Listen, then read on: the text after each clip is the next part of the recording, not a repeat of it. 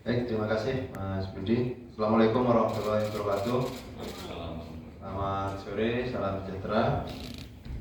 Untuk menyingkat waktu, saya langsung ke poin penjelasan dalam rangka kegiatan penyidikan yang dalam hari ini, sore ini kita melakukan penahanan untuk update kegiatan penyidikannya. Jadi sebagaimana yang sudah pernah disampaikan sebelumnya, bahwa selain kegiatan-kegiatan tertangkap tangan, kami komitmen untuk menyelesaikan penyidikan yang sudah sprindiknya sudah terbit sebelum tahun 2026. Jadi ini salah satu bentuk komitmen kita juga untuk penyelesaian perkara yang memang sudah diterbitkan sebelum tahun 2026. Kita akan terus kebut penyelesaiannya. Mudah-mudahan Allah sudah bisa selesaikan semua di tahun 2026. Kecuali memang yang terbitnya di 2026 kemudian belum selesai, ya itu otomatis menjadi penyelesaian di 2027. Termasuk perkara yang saat ini untuk update penyidikannya, kita melakukan penahanan terhadap 3 orang terkait pengurusan dana hibah untuk kelompok masyarakat pada pemerintah Provinsi Jawa Timur tahun anggaran 2019-2022. Jadi hari ini Rabu tanggal 22 Juli 2026, KPK akan menyampaikan pengembangan penyidikan perkara dugaan tindak pidana korupsi berupa suap terkait pengurusan dana hibah untuk Pokmas dari APBD pemerintah Provinsi Jatim. Hal ini juga menjadi pengembangan di peristiwa tertangkap tangan juga untuk kegiatan ini. Jadi ini kegiatan tertangkap tangannya terjadi pada bulan Desember tahun 2022. Dilakukan penyidikan tertutup, kemudian ditetapkan tersangka yaitu saudara STS selaku Wakil Ketua DPRD Provinsi Jawa Timur dan 3 orang pihak swasta. Bahwa dalam pengembangannya, kemudian pada tanggal 10 Oktober 2025 KPK kemudian menetapkan 21 orang sebagai tersangka. Ini 4 orang selaku pihak penerima dan 17 orang selaku pihak pemberi. Jadi rekan-rekan, kami sampaikan bahwa peristiwa tertangkap tangan itu tidak hanya berhenti di peristiwa pokoknya saja. Artinya tetap ada pengembangan-pengembangan, karena pastinya dalam peristiwa tertangkap tangan itu waktu yang diberikan sesuai ketentuan undang-undangan itu kan 1 x 24 jam. Hingga kemudian pengembangan-pengembangan pastinya ada di proses penyidikan yang berjalan. Dari 21 tersangka, kemudian ada kita bagi dalam 3 klaster. Yang klaster pertama itu penerima, yaitu saudara KUS selaku Ketua DPRD Jawa Timur, yang saat ini yang bersangkutan sudah meninggal dunia di proses penyidikan dan sudah dilakukan penghentian penyidikannya dengan alasan demi hukum. Kemudian di klaster pertama ini selaku pihak pemberi ada 5 orang, yaitu saudara HAS, pihak swasta dari Kabupaten Gresik. Kemudian saudara JPP, pihak swasta dari Kabupaten Blitar. Saudara SUK, mantan kepala desa dari Kabupaten Tulungagung. Saudara WK, selaku pihak swasta dari Tulungagung.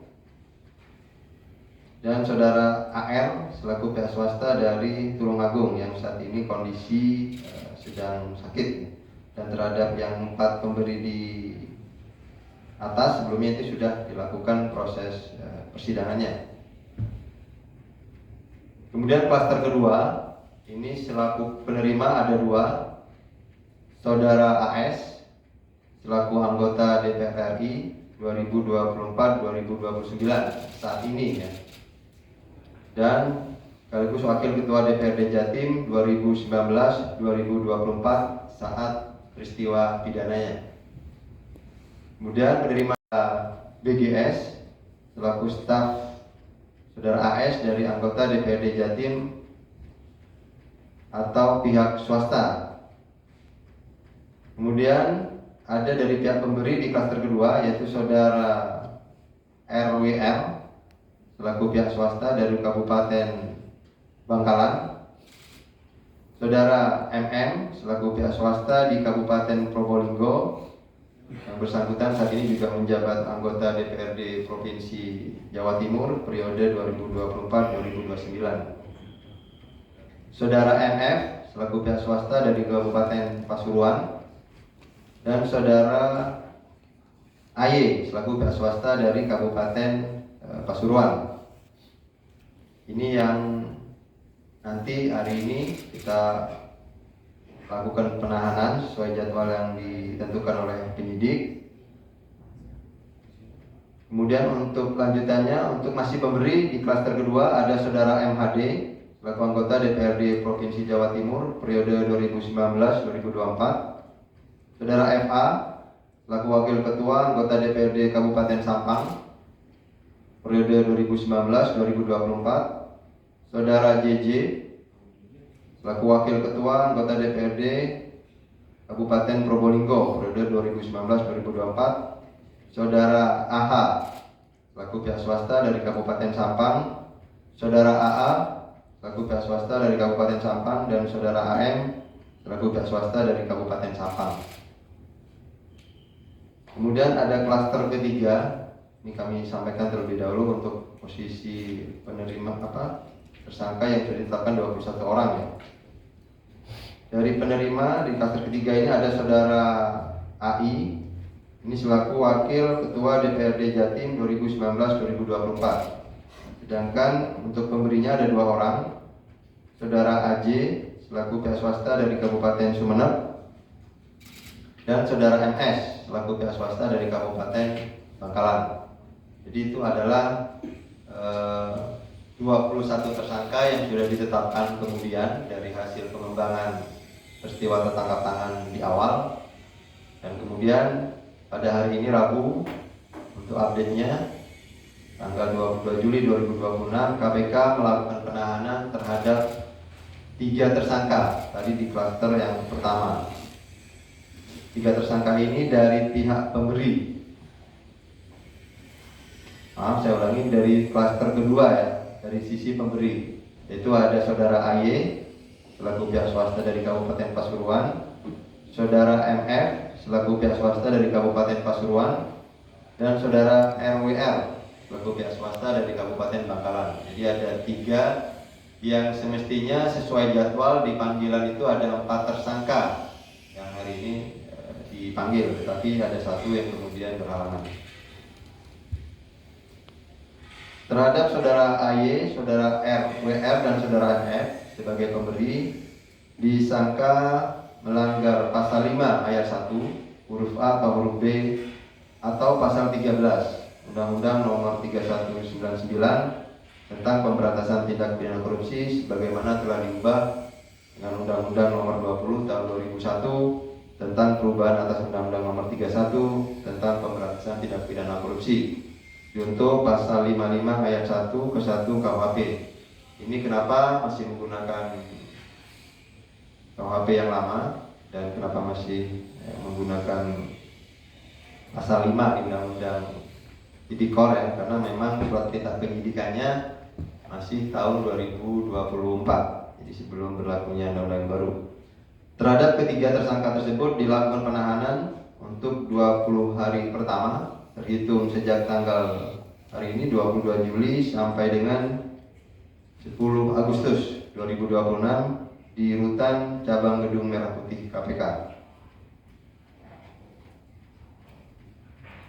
Jadi untuk yang 1 tersangka lagi yang sudah dijadwalkan untuk hadir sesuai dengan surat atau konfirmasi yang bersangkutan tidak dapat hadir dalam pemeriksaan karena ada kegiatan lain, dan dalam waktu yang tidak terlalu lama kita akan menjadwalkan untuk pemanggilan yang bersangkutan.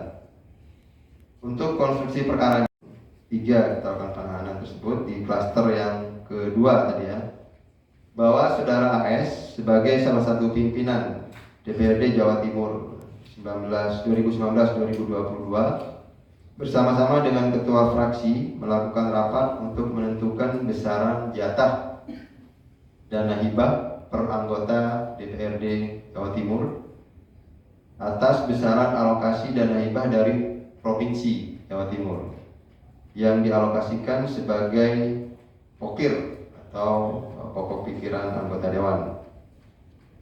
Selanjutnya, staf sekretariat DPRD Jawa Timur melakukan rekapitulasi besaran alokasi masing-masing anggota DPRD dan menghimpun usulan masing-masing anggota. Atas pembagian tersebut, AS diduga mendapatkan jatah dana hibah mencapai total 291,5 miliar. Dengan rincian, ini dibuat per tahun. 2019 itu ada 48,9 miliar. Tahun 2020 sebesar 37,6 miliar. Tahun 2021 sebesar 121,3 miliar. Dan di tahun 2022 sebesar 83,7 miliar. Bahwa dari kegiatan kuota bagian kuota dana hibah Pemprov Jatim tersebut yang menjadi jatah AS, dirinya mensyaratkan pemberian. Jadi ada semacam syarat ketika memang akan dialokasikan untuk daerah pemilihannya, itu komitmen fee sebesar 15% sampai 20% terhadap beberapa, tadi ada koordinator lapangan namanya, Korlap atau anggota DPRD Jawa Timur yang meminta pergeseran alokasi antar anggota. Adapun terhadap pergeseran kuota antar anggota dilakukan AS kepada rekannya, yaitu saudara MHD selaku anggota DPRD Provinsi Jawa Timur. Bahwa Korlap yang bersedia memberikan komitmen fee akan membentuk kelompok masyarakat atau Pokmas atau menggunakan lembaga tertentu dan membuat proposal permohonan dana hibah. Ini modus-modusnya. Bahwa kemudian proposal yang telah dibuat oleh Korlap disampaikan kepada anggota DPRD atau orang yang mewakilinya. Atas kesepakatan tersebut, para Korlap yang akan menerima dana hibah jatah dari AS selanjutnya menyerahkan komitmen fee sebesar 20 sampai dengan 25% melalui 3 cara, yaitu diserahkan langsung secara tunai kepada AS, diserahkan secara tunai atau transfer melalui tersangka BGS yang merupakan orang kepercayaan AS, atau diminta membayarkan keperluan pribadinya AS. Dari penyerahan permintaan atas komitmen fee tersebut, AS menerima fee sebesar 20%, sementara BG mendapatkan jatah 5%, jadi dibagi 2. Bahwa dari total penerimaan dana hibah yang telah dicairkan pada setiap kelompok masyarakat sebesar 20 atau sampai dengan 30% itu kemudian disunat, dipotong oleh para Korlap, sehingga dana hibah yang betul-betul digunakan untuk program masyarakat itu hanya sekitar 55% atau sampai 70% dari anggaran yang awal sudah dialokasikan.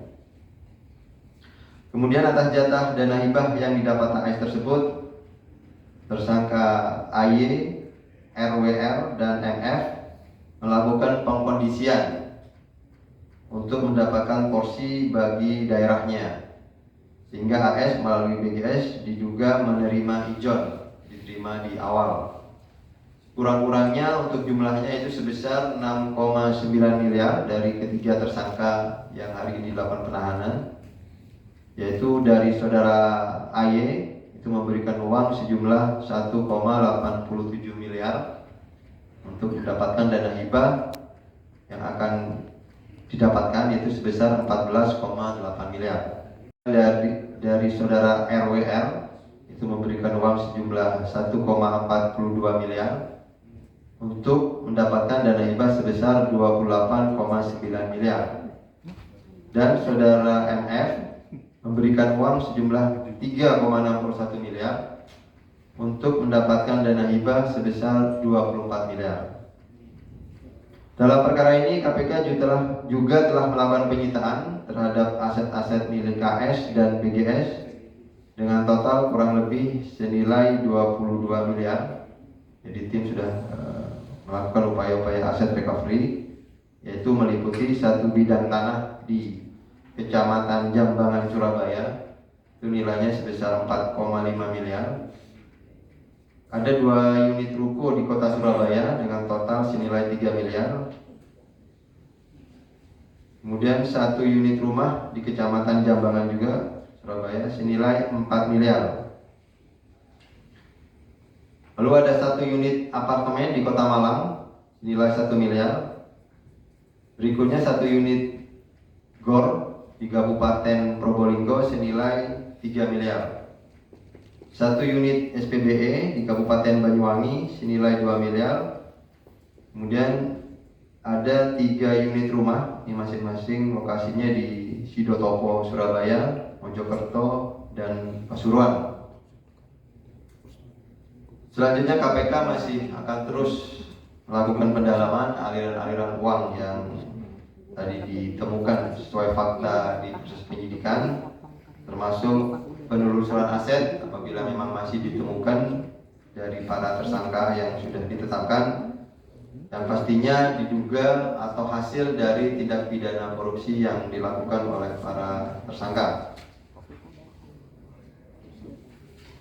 Jadi penanganan perkara ini cukup kompleks karena memang dari temuan awal peristiwa tertangkap tangan dan melibatkan banyak pelaku dari berbagai daerah di Jawa Timur. Sehingga mungkin rekan-rekan bertanya-tanya kenapa waktunya lama dari proses tertangkap tangan, kemudian ada juga kendala-kendala tim yang menangani pun juga kemudian ada peristiwa tertangkap tangan kasus lain. Jadi ada prioritas-prioritas yang memang mesti semuanya dilakukan. Jadi ini hampir